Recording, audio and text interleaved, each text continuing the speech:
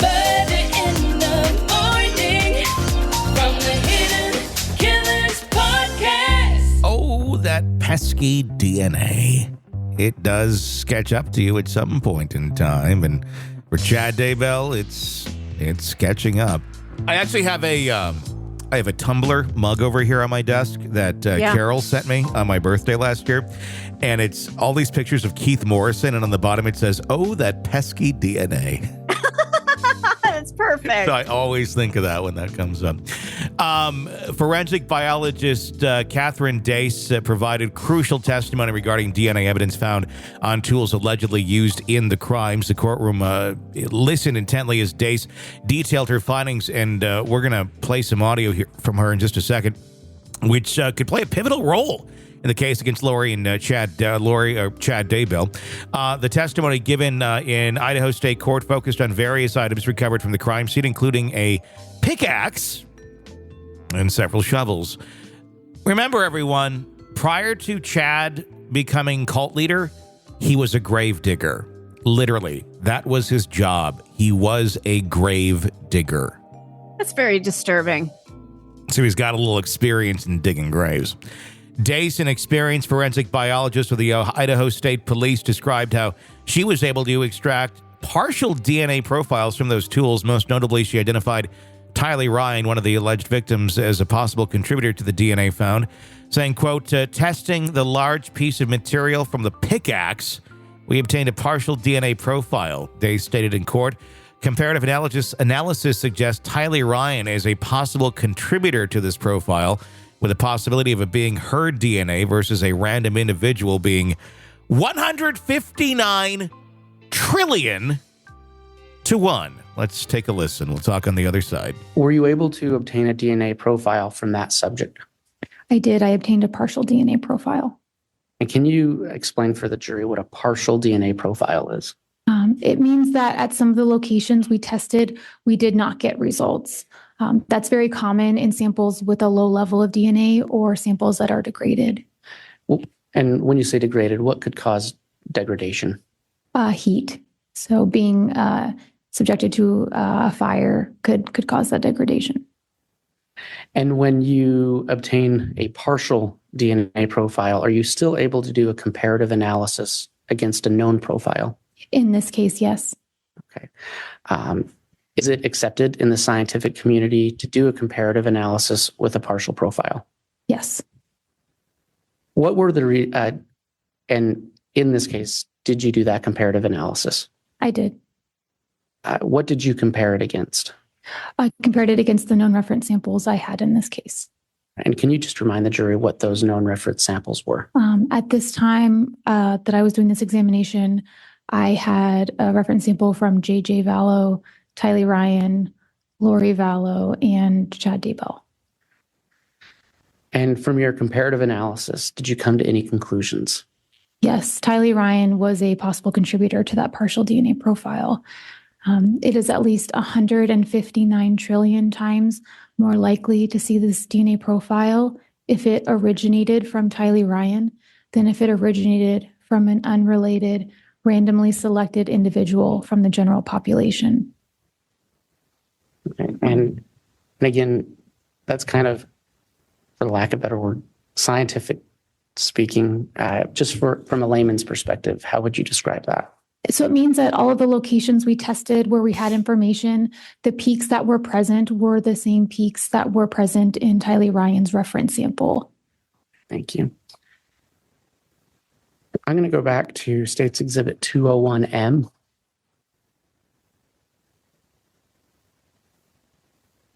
You mentioned, I believe, that you did some testing on those two spots. Yes, I tested them together for DNA. And did they initially test positive for blood? They did. And can you tell the jury how the process by which you performed your DNA testing on those blood spots?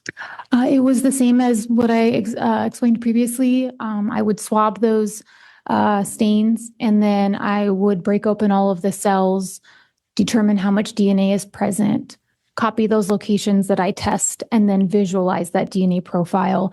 And if I do get a DNA profile, I will ultimately make comparisons to reference samples in the case. Were you able to obtain a DNA profile from those samples? I was. Did you perform a comparative analysis between that profile and any other known profiles? Yes.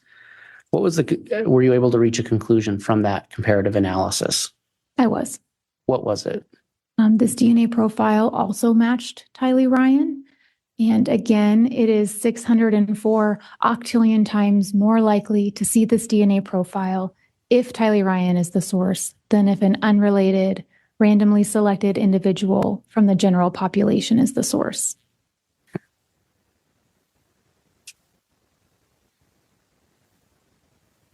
Ms. Dace, you spoke earlier about examining duct tape.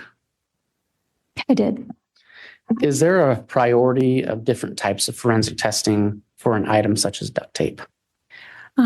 For this case, given the amount of blood and decomposition fluid and skin that was present on quite a bit of the tape, it was going to be difficult to find foreign DNA. And so we did collect hairs and fibers, but ultimately we gave the preference or the priority to latent prints that could better establish a direct connection between the tape and the person who handled it. And you mentioned collecting hairs. Yes.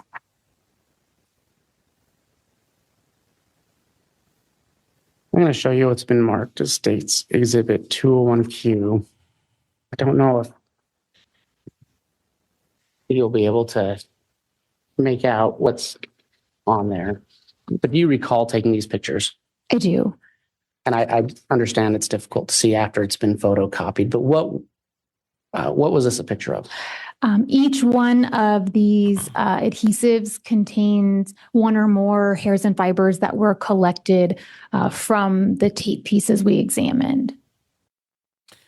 So why on earth would there be DNA of children on the end of a pickaxe?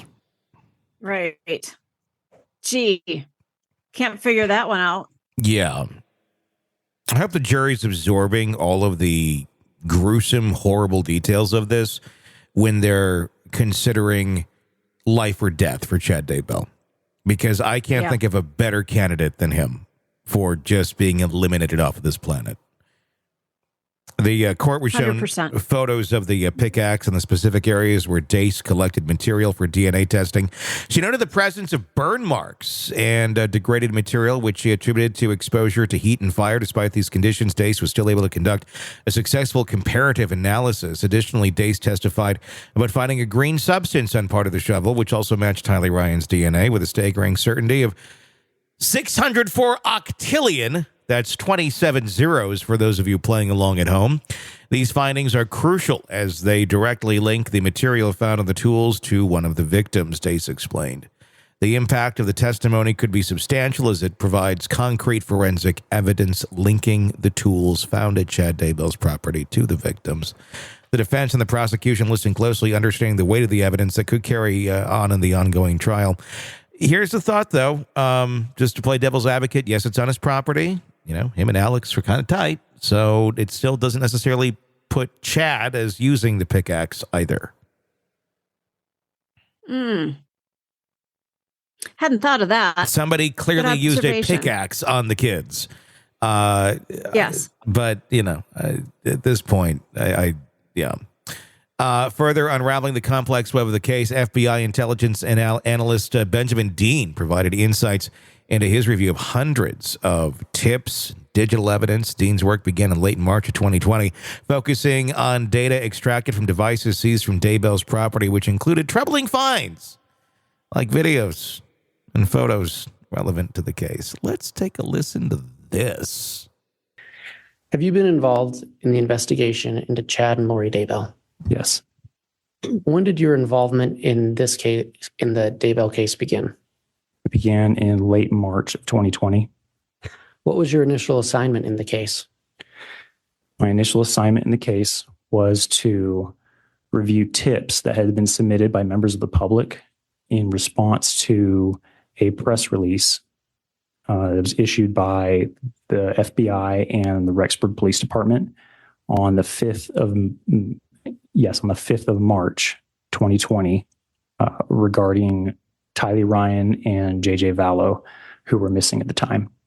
And both Tylee and JJ had been seen at Yellowstone National Park on the 8th of September. And so the press release requested that the members of the public, anyone who had been to the park that day, who had visited and had taken photos or videos during their trip, to please send those in so that law enforcement could review them in hopes that they would aid in finding the children. And do you recall, oh, you already answered this, you started working on this late March of 2020? Yes.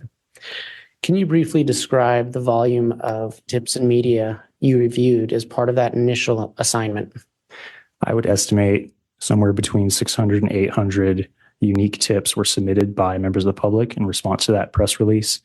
Some of the tips had only text information that the tipster thought could help, and other tips had multiple media file attachments, photos and videos. And so in total, I would estimate I've reviewed several hundred photos or videos as part of the initial assignment. Were you ever tasked with another assignment in support of that investigation? Yes, I was.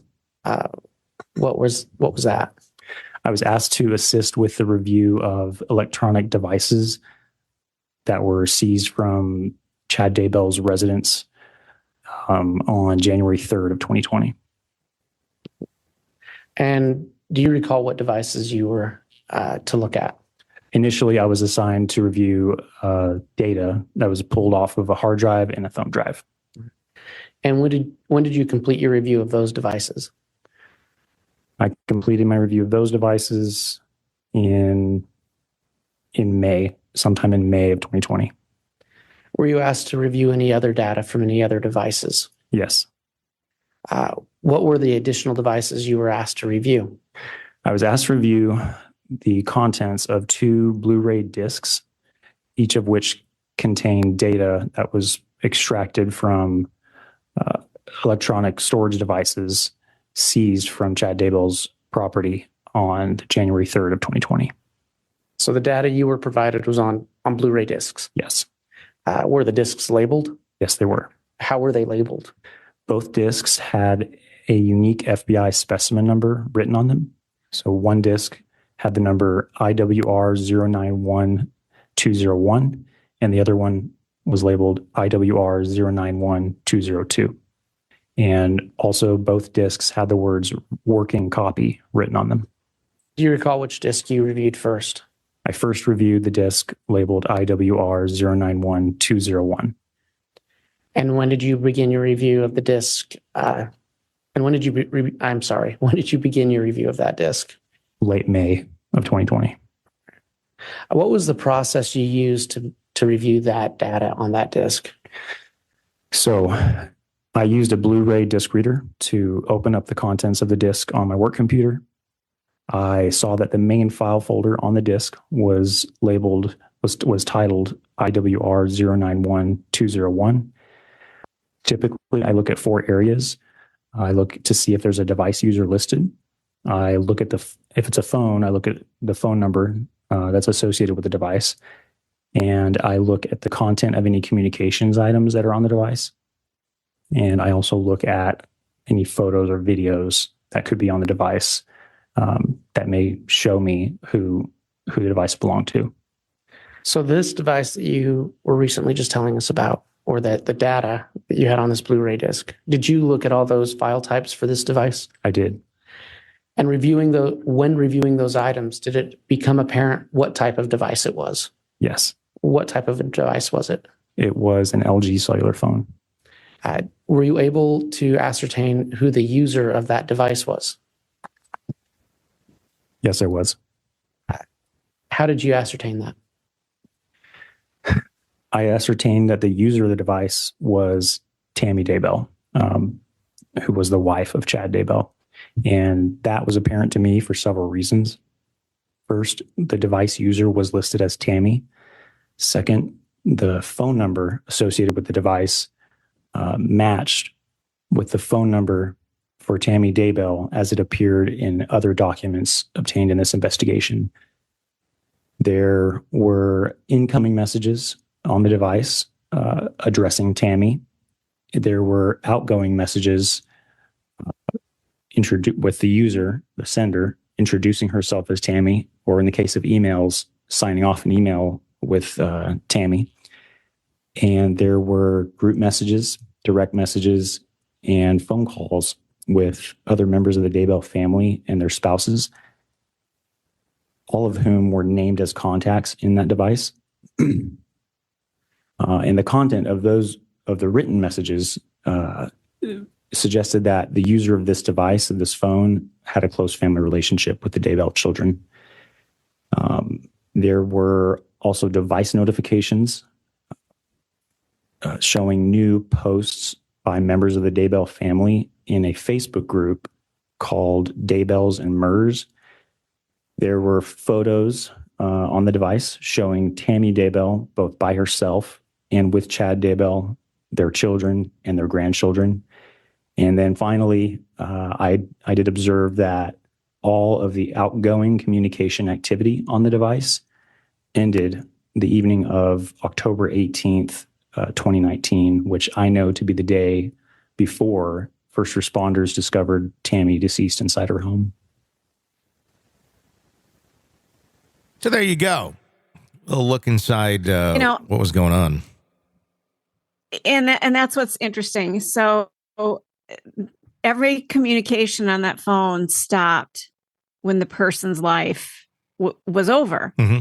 If you think about how often, most people who are listening to this podcast, you and I, we're very active on our phones. So when the activity stops, chances are either we've gotten a new phone and we aren't using that old one anymore, or we're dead. Mm-hmm. I mean, really, those are your options, because unless you've decided to take you lost it or something. A break from all technology. Yeah. You're at a monk retreat or something. To me, that's just incredible evidence. This thing we carry with us at all times, it tracks our lives. And when that thing stops recording, we're done. Yeah.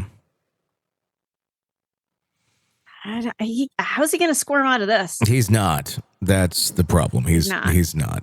The search of Chad and Lori's vehicle revealed more damning evidence. Items recovered including Tylee Ryan's debit card, Social Security cards belonging to both missing children, and an envelope stuffed with $10,500 in cash. The presence of these items in Lori's possession raised alarming questions about the couple's intentions and actions following the children's disappearance. I don't know. I'm really wondering, where does this? What would they have done had they not been caught? Oh, we would have seen a path of destruction. There would have been more people killed. I mean, these people were just on a spree, it seemed. Yeah, very much. Yeah, the extreme spree that would have ended probably in far more deaths had they not been stopped. I think Chad probably actually has some decent chances of an appeal on this, of getting a new trial, just because John Pryor's not qualified to represent him. And there's also been some interesting things I found with the testimony where they're allowing the witnesses to kind of go on and on and on and on and on. And you'd think that would be shut down pretty quick, where it's like, answer the question. After the question's answered, it's not open for conjecture. That's not how that works. Well, if you had a qualified attorney, but exactly, didn't this guy pretty much say, I don't know what I'm doing here, guys, but sure, if you'll pay me, I'll show up? He's not even getting paid. Oh, that's right. He's not. Yeah, because the judge was like, well, you should have figured that out sooner rather than a couple weeks before the trial, you fucking idiot. So, yeah, he's there. He's not being paid. And he's got a lovely piece of land where 2 children were brutally murdered on. Yeah. Good luck selling that, John. And good luck selling the jury on Chad Daybell is innocent as well. Want to listen ad-free? Want advanced access to all of our interviews before anyone else? Become a True Crime Today Premium Plus subscriber on Apple Podcasts. You get every episode commercial-free. So you can binge on true crime Until you can binge no more. Search True Crime Today Premium Plus on Apple Podcasts now, or go to our podcast page and sign up now. More of the Hidden Killers podcast next.